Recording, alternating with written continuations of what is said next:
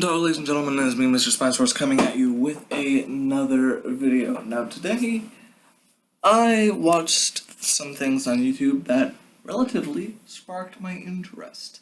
And though this isn't about dinosaurs, this is about something that I love, and that being medieval armor and weaponry.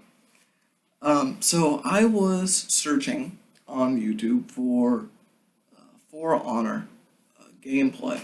And what I instead come upon is who would win in a fight between Viking, knights, and samurai. So I looked into it. I looked at other YouTubers that did the same analysis as I did, and all of them kind of came up with different suggestions and different reasons why whoever they chose to win would win. Some people came to the conclusion that samurai would win. Others came to the conclusion that Vikings or knights would win. I am here to give you all who care my point of view and who would win, and hopefully give you guys reasons that would back up my theory on who would win. So today we are, of course, talking about who would win in a fight, Vikings, knights, or samurai. So, without further ado, let's get started. Starting with the samurai. The samurai are Japanese warriors, swordsmen more like, who travel the landscape with or without masters. And I believe that a samurai without a master is called a riki or rengen, something like that. But samurai were very highly trained in the art of swordplay, horseback, and bow and arrow. And later they would be trained in the art of crossbows and muskets. So let's first take a look at the samurai's weaponry. We have the katanas, which is what we're probably going to use. Now, the katanas are known in media to be these swift, heavy striking swords that do a lot of damage and are very easy to move and manipulate due to their less in weight factor. However, this is not exactly fact, because in the samurai days, Japan did not have a whole lot of metal. They made their stuff out of cloth, stone, other materials such as that. They didn't have a whole lot of metal to go around. So the swords that they made were basically trash. And all those cool moves that you see in anime, you can't really do those with a real Japanese katana made in the samurai day. Now, katanas made in nowadays, they're a little bit more durable because they're made with real metal. However, the katanas that the samurais used are pretty much trash, at the very least. Their armor is mostly made out of leather. Sometimes the richest samurai would have thin metal plates, but that's only if they're A, rich, and B, there's not a whole lot of metal there. So, not a whole lot of protection on their end. They're pretty much wearing a cow, in a way. All they have to work with is leather, bamboo, wood. That was pretty much their armor set. Now, they were highly trained in swordplay, like I said before, and all those other tactics.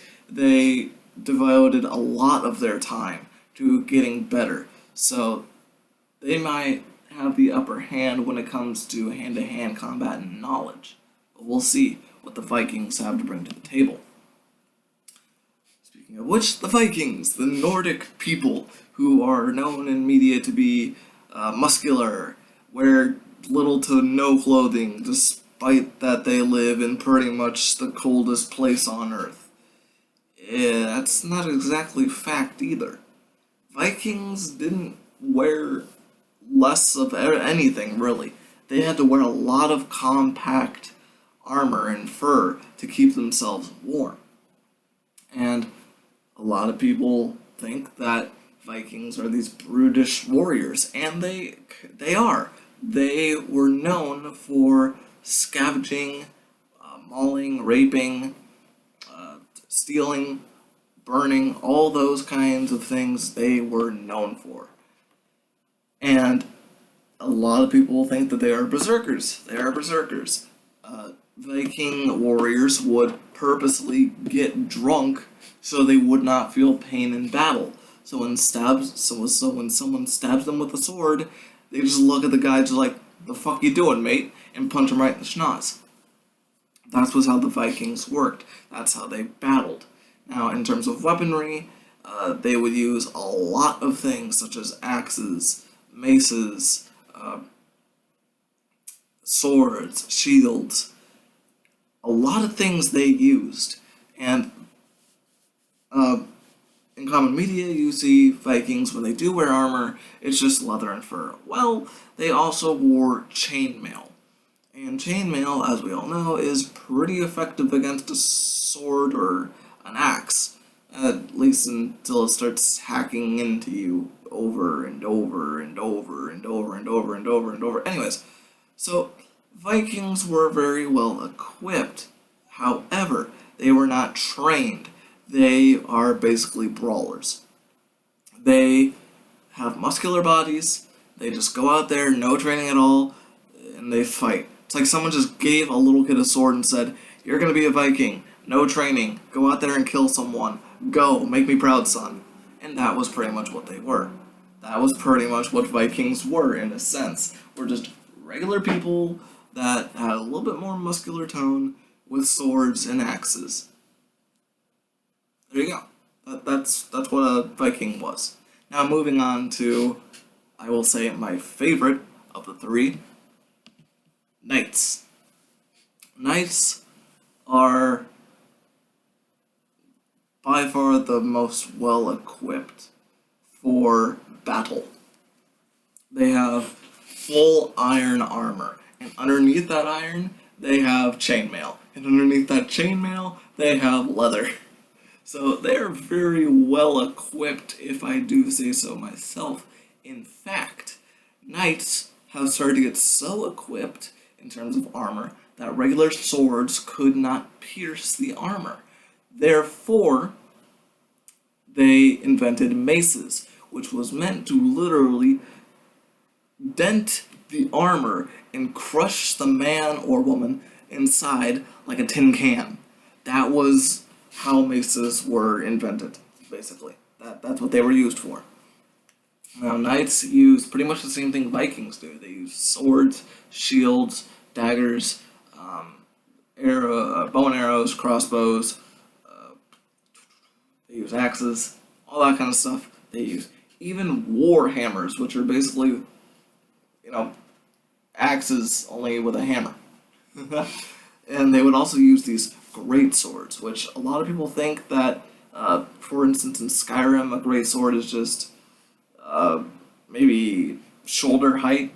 No. Great swords were monstrosities. They were like as tall as a man height, and they were very hard to wield. You just swung and hope you'd hit something. But those were the knights. Now, they were also in training. They did have training.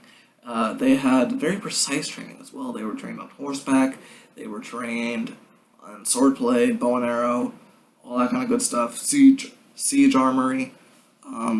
And they had masters. They went from squire to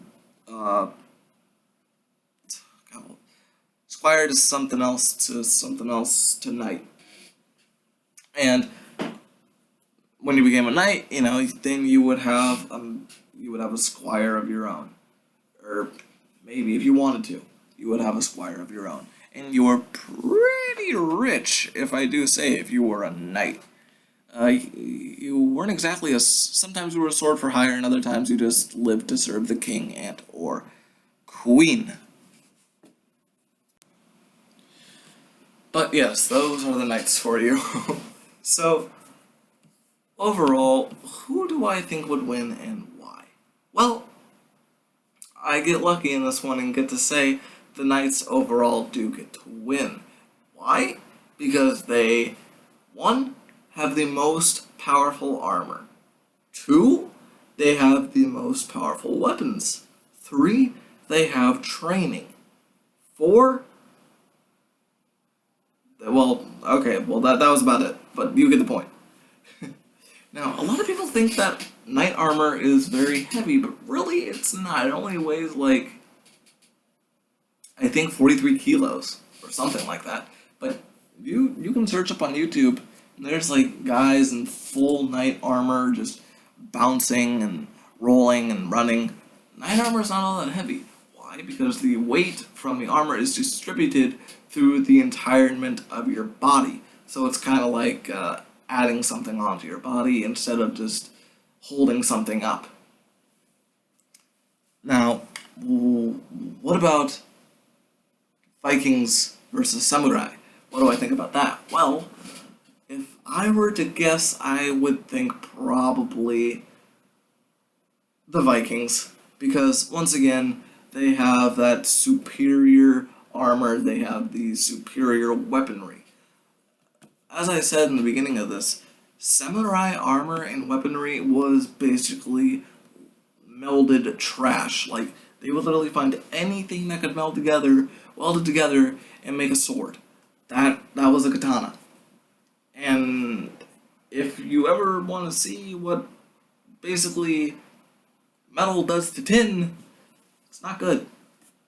And not to mention that Vikings did wear chainmail and leather, which could stop an arrow before it even hits the actual body, let alone a crappy tin sword. To where the samurai, they have bamboo, and bamboo, when dried, is very easy to snap into. Wow, the samurai just have no chance against this. Like, really, they don't. It's kind of sad. But, hey, that's what they're left with. So, the knights are the overall victorious battlers. I don't know what to call them. Knights are first to win in line. Vikings are second, and samurai are left dead last. Sorry, weeaboos. Vikings suck. Deal with it. But yeah, guys. I have just one thing to say. If you're going to look at more videos on this, don't believe certain people that don't know what the hell they're talking about, because a lot of instances, when you come to knights versus samurai, or samurai versus anything for that matter, you're going to see samurai win, because there's a lot of the big population that like Japan and anime, and those big time companies and those big time content makers don't want you pissed off for saying that the samurai don't win. I'm not like that. I give you fact. I give you what I think, and I give you why I think it. And I think that the knights are the overall victorious battlers through the centuries. Thank you all so much for watching this video. Please comment, like, and subscribe if you haven't. I would love a new addition to the Raptor Pack. And in case you haven't known, I am looking for an artist relatively in the price range of $35 per art piece that can make a new channel banner and or a new channel avatar for me. So please contact me via Steam, Twitter, or YouTube. I'll have those links in the description below. And yeah, I'm Mr.Spinosaurus, and I'll see you all next time. Auf Wiedersehen.